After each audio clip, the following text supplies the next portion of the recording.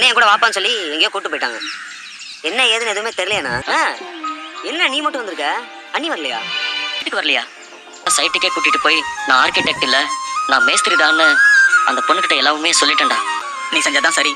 டேய் சோழா, என்னடா நீ மட்டும் தனியா வர? நிலா எங்க? நிலா இன்னும் வரலையே. சரி நான் போய் என்னன்னு பார்த்துட்டு இது வரைக்கும் நீங்க சொன்னது எல்லாமே போய். அவங்கிட்ட உங்க குவாலிஃபிகேஷன் பத்தி சொல்லி தான் இன்டர்வியூ ஃபிக்ஸ் பண்ண வச்சேன். ஏங்க நிஜமாவே இன்னைக்கு இன்டர்வியூ நடந்திருக்க வேண்டியது. கூட நான் நம்ப மாட்டேன். என் ஃப்ரெண்டுக்கு ஃபோன் பண்ணி ஸ்பீக்கர்ல போடுறேன். நாங்க பேசுறத நீங்களே கேளுங்க. இன்னைக்கு இன்டர்வியூ இருந்துச்சுல்ல, அப்பா இல்லங்கிறதுனால தான் நீ இன்டர்வியூக்கே உன்னோட வைஃபை கூட்டிட்டு வந்த.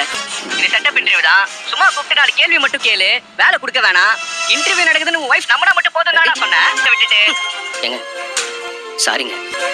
நான் கேக்குற கேள்விக்கு இப்ப உண்மையா மட்டும் தான் பதில் சொல்லணும். உங்க அப்பா உங்க அம்மாவை கொண்டுட்டு ஜெயில இருந்தாரா?